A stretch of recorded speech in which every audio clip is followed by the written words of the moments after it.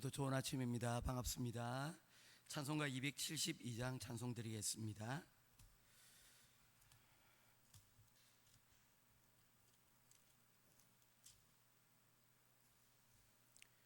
찬송가 272장입니다. 고통의 멍에 벗으려고 예수께로 나갑니다. 자유와 기쁨 베푸시는 주께로 갑니다. 병든 내 몸이 튼튼하고 빈궁한 삶이 부해지며 죄악을 벗어버리려고 주께로 갑니다. 낭패와 실망 당한 뒤에 예수께로 나갑니다.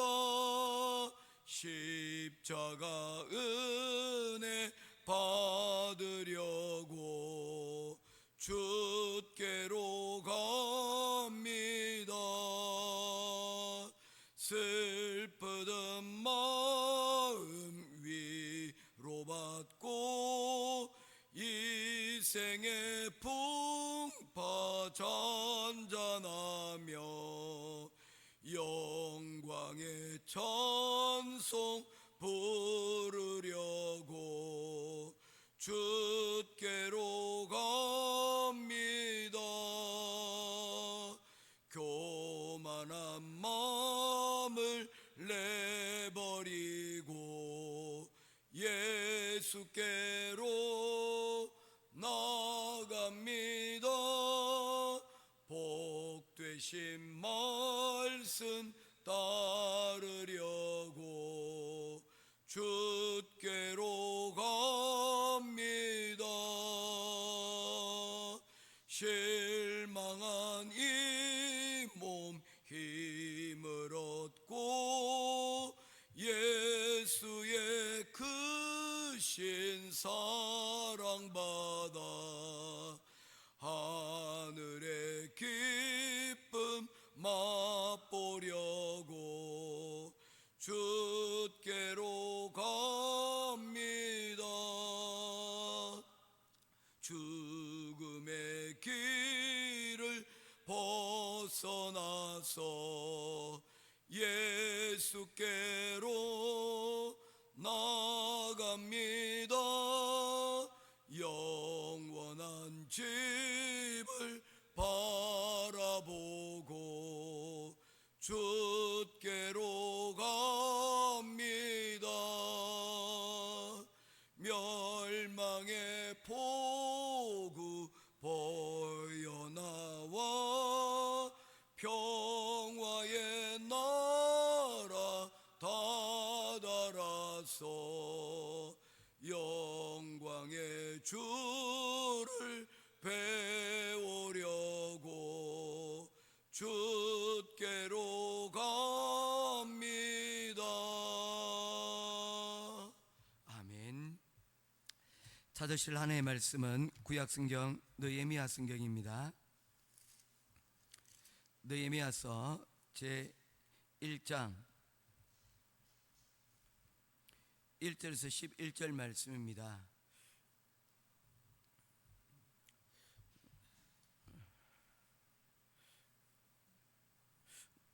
우리가 계속 큐티브를 따라가는데 진도가 좀 많이 차이가 나기 시작을 했습니다. 좀 며칠 차이가 나는데 우리가 할 수 있는 대로 여기까지 하고 좀 뒤에 좀 남으면 저는 에스라를 넘어갈까 합니다. 그래서 조금 빠르게 진행되더라도 뒤쪽 부분은 우리가 좀 뒤에 잠언서가 좀 있거든요. 그래서 굳이 잠언하지 않고 에스라 성경을 할 수 있는 데까지 살펴보기를 원합니다. 왜냐하면 에스라와 느헤미야는 사실 한 권의 책입니다. 서로 연결되어져 있어요. 이스라엘이 포로로 잡혀가고 난 다음에 총 세 차례 포로 귀환이 이루어지는데, 첫 번째 1차 포로 귀환이 스룹바벨이었고요. 이 스룹바벨이 온 목적은 성전을 재건하기 위해서 왔습니다. 그리고 이 재건된 성전에 목회자가 있어야 될 것 아닙니까? 그래서 말씀의 부흥운동을 위해서 찾아온 두 번째 포로교환이 에스라의 포로교환입니다. 근데 에스라의 포로교환은 한 가지 한계점이 있었습니다. 그가 목회자이다 보니까 그의 재건 운동은 영적인 곳에 집중이 되어지고, 그리고 성벽 건축과 같은 이런 왕의 재가를 필요로 하는 이런 행정적인 부분들에 있어서는 그가 한계를 가질 수밖에 없었다는 것입니다. 왜냐하면 그때 당시만 하더라도 이스라엘이 완전한 독립국이 아니었고 여전히 페르시아 제국 가운데 있는 식민지 가운데 하나였기 때문에 자칫 성벽을 건축하는 일은 그들에게 있어서 잘못된 신호를 줄 수가 있기 때문입니다. 반역을 꾀하는 것인가? 그래서 이 일을 함부로 할 수가 없었기에 그들이 은혜도 받았지만 그들이 할 수 없는 일들이 명확했다는 것입니다. 그런 부분에 있어서 3차 포로교환을 주도했던 느헤미야가 이와 같은 그들이 하지 못했던 이 성벽 건축을 왕의 허가를 받아서 이 성벽을 건축하는 일들을 3차 포로교환에서 이루어지게 되는 것입니다. 그래서 이 1차, 2차, 3차에 드러나고 있는 이 포로교환의 각 시기들마다 한계가 무엇이었고, 그리고 또한 그때 그들이 한 일이 무엇인가를 이렇게 쭉 관찰해 보기 위해서는 우리가 느헤미야를 우리가 하지만 시간 나는 대로 또 언제 어떻게 하겠습니까? 에스라 부분을 10월 달 가운데 조금 남는 부분들은 에스라 부분을 채워서 조금 지난번에 우리가 느헤미야가 했던 부분들도 있기 때문에 모자라는 부분들은 그것으로 같이 가늠하도록 그렇게 하겠습니다. 오늘 설교의 내용은 우리가 이미 느헤미야를 지난 수개월 동안 말씀을 오래 한지 얼마 되지 않아서 또 이렇게 또 하는 것이 어쩌면 두 번 하는 것 같지만 그래도 다시 한 번 더 말씀을 리마인드, 다시 한번 복습할 수 있다는 그런 의미에서 말씀을 살펴봤으면 좋겠습니다.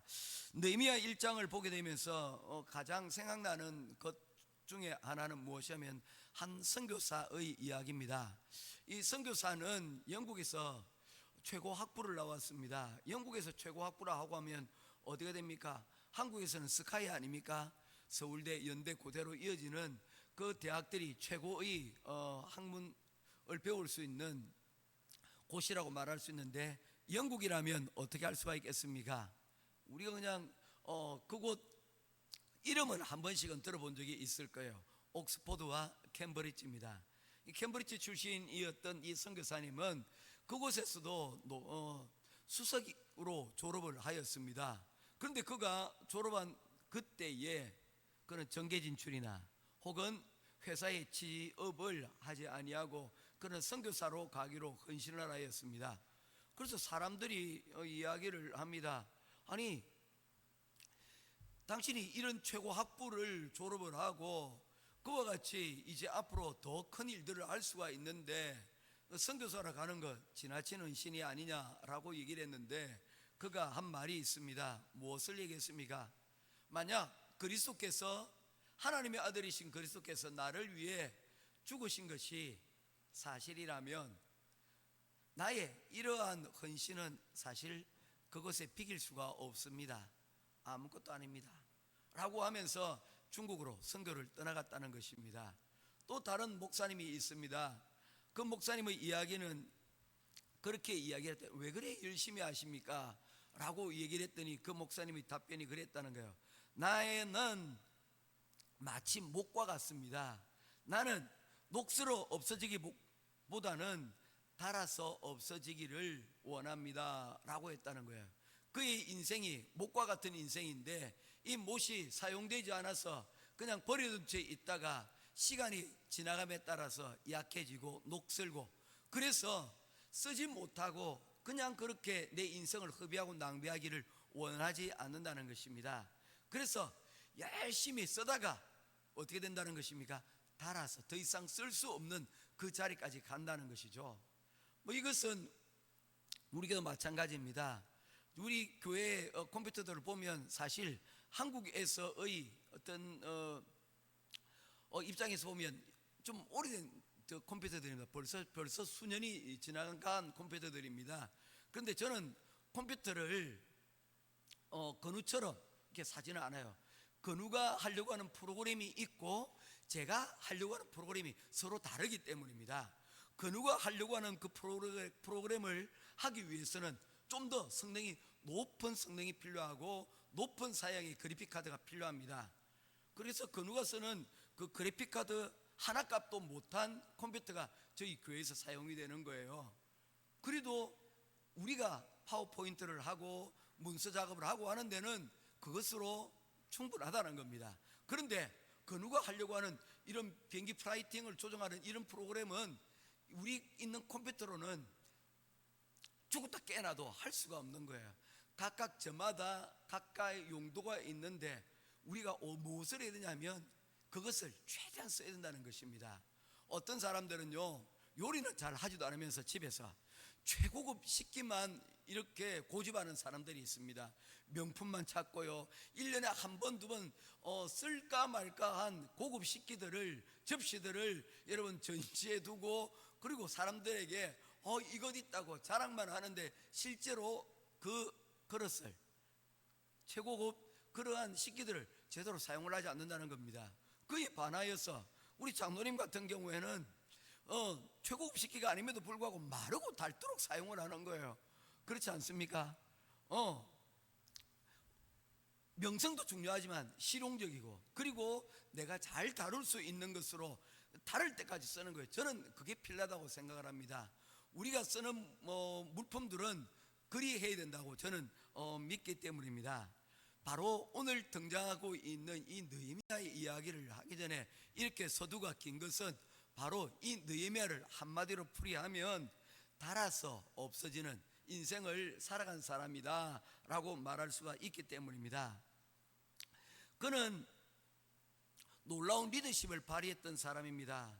그는 수많은 방해에도 불구하고 놀라운 52일간의 성전 재건을 통하여서 미러클, 무엇이 기적인가를 그는 실제의 삶에서 보여준 사람이었기 때문입니다.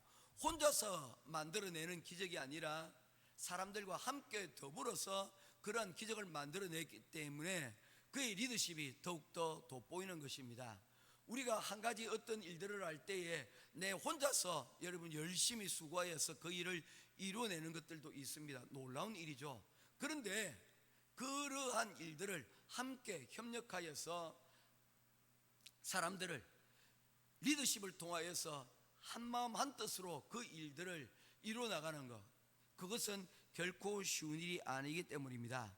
그래서 느헤미야서를 우리가 볼 때에 지난번에 우리가 성경을 보면서 우리가 주목했던 것이 무엇이냐면 52일간에 그가 보여주었던 기적적인 모습들이었는데, 이번 큐티를 통해서는 그가 보여줬던 리더십에 주목을 해서 이 말씀들을 우리가 한번 생각해 보려고 합니다. 사실 이미 제가 올해 초에 이미 느헤미야를 설교했기 때문에 아직도 그 기억들이 남아있어요. 그래서 최대한 설교를 다시 준비하면서 그 앞의 내용을 참고하지 않으려고 합니다. 새로 성경을 보고 새로 하려고 해요. 새로운 관점 가운데서 말씀을, 리더십이라는 이런 부분에 있어서 어떻게 그가 그렇게 하였는가 라는 부분들을 조금 초점을 맞추어서 이전의 내용은 제가 아예 들여다보지 않고 새롭게 시작을 하려고 합니다. 그래서 함께 이 느헤미야 성경을 통해서 말씀을 보고 또 시간이 남는 대로 에스라까지 넘어가서 말씀을 살펴보도록 하겠습니다. 우리 첫 번째 이 느헤미야 삶을 통해서 보여지는 리더십이 여러분 있습니다. 첫 번째 그의 리더십의 출발점이 바로 불쌍히 여기는 마음이었다는 것입니다. 그는 자기만의 유익을 구하는 이기적인 리더가 결코 아니었습니다. 어떤 리더를 딱 만났는데 그 사람이 자기밖에 모르는 사람입니다. 이 사람을 가리켜서 뭐라고 얘기합니까? 성경은 그를 가리켜서 싹군이라고 이야기를 합니다. 그의 리더십은, 그의 결정은 오로지 누구밖에 없습니까? 자기 자신밖에 없는 거예요. 이런 리더를 만난 나라와 국민은, 시대는 그야말로 재난을 만난 것입니다. 왜냐하면 모두를 생각하고 모두를 책임져야 될 리더가 다른 사람에 대해서는 관심이 없고 자기 자신의 끝에만 생각을 가지게 되어진다면, 여러분, 그 민족과 그 나라의 운명은 그야말로 풍전등화로 갈 것이 틀림없기 때문입니다. 조선시대에 당파가 있었습니다. 그 당파가 부작용도 있었고 좋은 장점도 있습니다. 우리가 부작용은 이미 우리가 말씀을 우리가 알고 있지 않습니까? 그 당파를 통해 가지고 일본에 심상치 않다는 이야기를 듣고 동인과 서인을, 여러분, 사신을 보내었는데 그 두 사람이 서로 같은 것을 보고 같은 것을 느꼈으나 돌아와서는 서로 반대의 이야기를 했다는 것 아닙니까? 한 사람은 풍신숙이라는 사람을 만나보았더니 그 사람이 심상치 않다는 것입니다.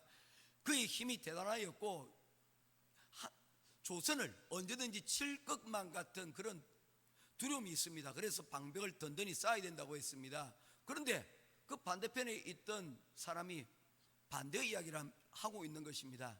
그 사람은 마치 쥐와 같아서 그런 큰 일을 도모할 수 있는 사람이 되지 않습니다.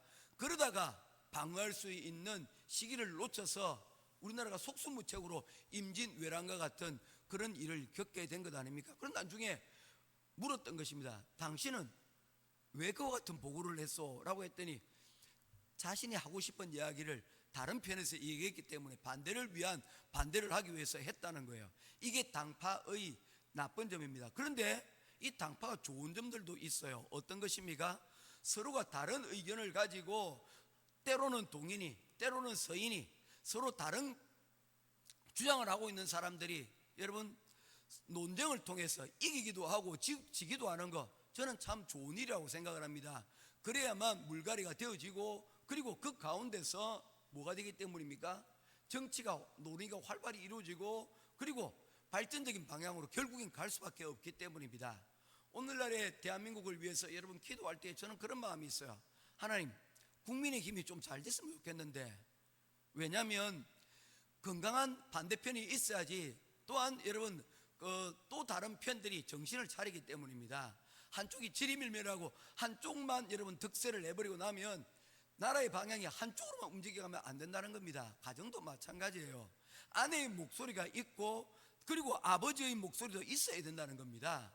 그 둘이 여러분 때로는 져주기도 하고 때로는 뭡니까? 힘을 복잡해서 으쌰으쌰 이기기도 해주고 서로 양보와 또한 타협을 통해서 여러분 가정이 그렇게 나가야 되는 거예요. 그래서 지난번에 한번 말씀을 드린 적이 있습니다. 저는 저 아내와 생각이 많이 달라요. 그래서 때로는 우리 아내가 보면 너무 조심하는 것 같은데 어떤 때 보면 한 번씩 상상치도 못하는 이런 강인함들이 있어요. 장모님과 같은 그런 부분들이 있거든요. 사실 장모님 설득하기 저희가 우리 교회를 한번 처음 지을 때도 그랬지만 쉽지가 않습니다. 그런데 한번 결정하시면 바로 그때 그래 한번 해봐라 정서방 하고 통장을 바로 내주시더라고요. 가서 담보 잡으라, 은행 담보 잡으라고, 아파트 담보 잡으라고 내 선뜻 내주시더라고요. 사실 깜짝 놀랐습니다. 깜짝 놀란 거는 저뿐만 아니고 저희 아내도 깜짝, 엄마가 진짜 그랬다고요? 그런데 우리 장모님은 그러시는 분이에요. 통이 있어요. 저희 아내도 그런 부분들이 있어요. 막 조잘조잘되다가 딱 결정이 나면 딱 그걸 해봅시다 라고는 그런 부분들이 있거든요. 서로 그런 부분들이. 그런데 저는 해놓고도 조마조마하는 스타일이거든요. 과연 이 길이 맞는가 두 번째고 세 번째고 하는 스타일이거든요. 그런 부분들이 여러분 있는 거예요. 그런데 이런 부분들이 서로 조화를 이루는 것들이 필요한 겁니다. 그래서 나라와 민족을 위해서 기도할 때 하나님 우리나라가 너무 한쪽으로 치우치지 않도록 위해서 여러분 기도해야 되고, 여러분 가정을 위해서도 그리고 우리 교회를 위해서도 기도할 때 하나님 우리 목사님이 너무 한쪽으로 이렇게 가지 않도록, 선교 좋죠. 그런데 여러분 우리 교인들 우리 행복한 교회, 우리 한인교회들도 좀 중심을 가지고 목회할 수 있도록, 선교와 또한 한인교회의 목회가 이 두 가지 중에 뭡니까? 하나도 소홀히 하지 않도록 균형을 잡을 수 있도록 위해서 여러분 또한 기도해 주실 이유가 바로 그런 이유 때문이라는 것입니다. 우리가 그 두 가지 일을, 두 마리 토끼를 잡는 것과 같거든요. 두아디라 교회처럼 자칫 균형을 잃어버리면 어떻게 된다는 것입니까? 두 마리 토끼 다 놓쳐버리고 나면 선교도 안 되고 뭡니까? 한인교회도 안 되는 거예요. 이 두 가지를 적절히 잘 조화를 시킬 때 한인교회를 통해서 또한 선교의 일들도 할고, 선교가 또한 여러분 하루에 한인교회를 뭐 하는 것입니까? 잘 섬길 수 있는 동력이 또한 만들어지기도 하기 때문입니다. 저는 서로 상부상조가 이루어져야 된다고 저는 믿기 때문입니다. 그래서 저를 위해서 이런 분들을 기도해 주셔야 됩니다. 오늘 이렇게 서로만 자꾸 하다가 지나갑니다. 자, 느헤미야의 이 첫 번째 출발점이 무엇이냐면 리더십에 전반적으로 다 부러지는 것이 바로 이 불쌍히 여기는 마음입니다. 리더는 바로 이런 공동체를 바라보면서 불쌍히 여기는 마음, 서로 마음을 뭡니까? 통하려고 하는 바로 그 마음이 없이는 결국에는 공동체를 무너뜨리게 된다는 것입니다. 가정도 마찬가지고 교회도 마찬가지고 우리가 속해 있는 모든 공동체가 그렇습니다. 나 위주로만 되어지면 편안할지는 모르지만 그 가운데 편안은 있을지 모르지만 다른 사람들의 다 불편을 우리가 그 바탕 위에서, 다른 사람의 고통 위에서 나의 편안이 이루어진다면 결국 나 자신도 절대 평안해질 수가 없다는 것을 말씀을 하고 있는 것입니다. 성경에서 불쌍히 여긴다는 말은 긍휼이고, 영어로는 이를 compassion, 고통을 함께 나눈다고 하는데, 이 단어가 가장 많이 사용되는 곳이 어디입니까? 바로 복음서잖아요. 예수님께서 하시는 모든 사역 가운데는 바로 이 compassion, 서로 고통을 남의 고통으로 여기지 아니하고 그 고통을 예수님께서 친히 느끼시고 그들의 그 고통을 치유하시고 그들을 위로해 주셨다는 바로 그것입니다. 우리의 사역 또한 마찬가지입니다. 느헤미야는 바로 페르시아에 태어난 포로 3세대입니다. 포로가로 잡혀간 지 무려 140년이나 이미 지난 이후에 이 느헤미야가 등장을 하고 있는다는 것입니다. 이민 3세죠. 한 세대가 지나고 두 세대가 지나고 3세대가 지나고요. 우리가 필리핀에서 살 때에 우리 1세대가 있고요, 2세대 우리 아들 세대가 있고요, 그 다음에 필리핀에서 제 사람 3세대가 있다고 생각해 보시죠. 어떻게 되겠습니까? 잘 알지도 못할걸요. 그렇게 되어지면 여러분 이 컴패션의 마음이 없어질 것입니다. 그럼에도 불구하고 느헤미야는 이런 마음이 그들 가운데 있었다는 것입니다. 그는 왕의 술관으로서 안정되고 부유한 삶을 누리고 있었습니다. 그러나 고국에서 선벽이 무너지고 백성들이 환난을 당했다는 소식을 듣자마자 그는 주저앉아 울며 금식하기 시작을 하였다는 것입니다. 그는 멀리 떨어져 있는 오랜 세월 지난 그러한 동족의 아픔을 자신의 아픔으로 여기는 그러한 긍휼의 마음이 그의 가운데 있었다는 것입니다. 이 눈물과 아픔이 바로 느헤미야 리더십의 시작이었다는 것입니다. 오늘 한 가지만 얘기하겠습니다.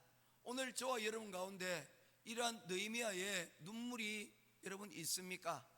우리의 가족을 바라보며, 또한 우리의 남편을 바라보고, 또한 우리의 여러분 교회를 바라보며, 더 나아가 우리의 집에서 일을 하시는 분들, 또한 우리의 주변에 있는 분들을 향한 여러분 나라를 향한 눈물이 있습니까? 그 마음을 함께 공유하려고 하는 마음이 있습니까?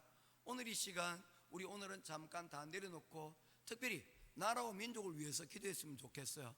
혹시 내가 좀 성향이 민주당에 가깝다는 국민의힘을 위해서 좀 기도했으면 좋겠어요. 나는 성향이 좀 국민의힘에 가깝다는 민주당을 위해서 좀 기도했으면 좋겠어요.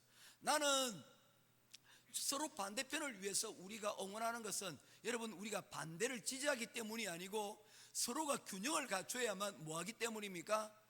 그것이 결국엔 우리나라를 세워나가는 일이기 때문입니다. 오늘 좀 여러분 남편에 대해서 불편한 마음이 있으면 남편을 좀 응원하는 기도를 했으면 좋겠어요.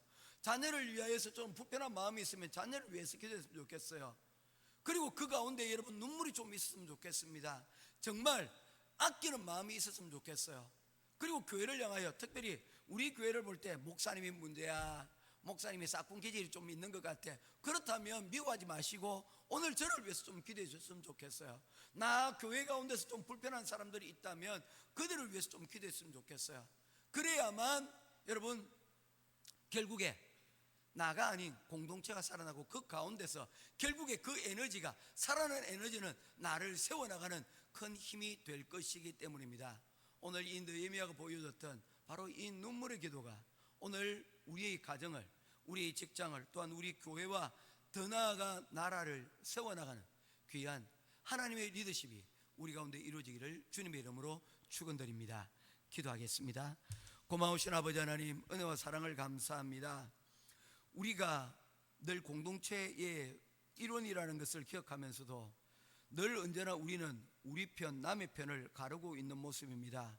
오늘 특별히 느헤미야의 모습을 보며 오늘은 우리 편, 남의 편을 서로 가리지 아니하고 특별히 반대편에 있는 자들을 응원하며 나와 마음이 서로 맞지 않는 이들을 위하여 응원하는 하나님 기도를 하기를 원합니다. 우리 가운데 눈물의 기도가 하나님 메말라져 버린 이 눈물의 기도가 있게 하시고, 특별히 오늘날 개인주의 시대로 지금 흘러가고 있는 이 사회에서 특별히 이 부분에서 더 이상 이 개인주의로 인하여서 공동체가 메말라지고 무너져가는 이 현실에 교회가 마지막 보루가 되게 하옵소서. 사회가 무너지고 그리고 교회가 무너지고 그 다음 가정이 개인주의화가 되어버리고 나면 더 이상 우리 사회는 희망이 없어져 버리기 때문입니다.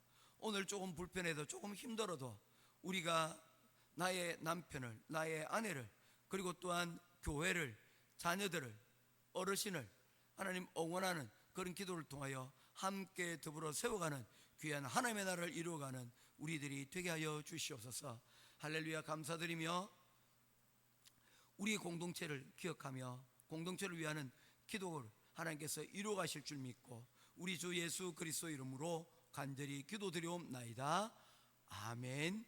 하늘에 계신 우리 아버지여, 이름이 거룩히 여김을 받으시오며 나라의 임하옵시며 뜻이 하늘에서 이룬 것 같이 땅에서도 이루어지이다. 오늘날 우리에게 일용할 양식을 주옵시고 우리가 우리에게 죄의 전달을 사해 준 것 같이 우리 죄를 사하여 주옵시고 우리를 시험에 들게 하지 마옵시고 다만 악에서 구하옵소서. 대개 나라와 권세와 영광이 아버지께 영원히 있사옵나이다. 아멘.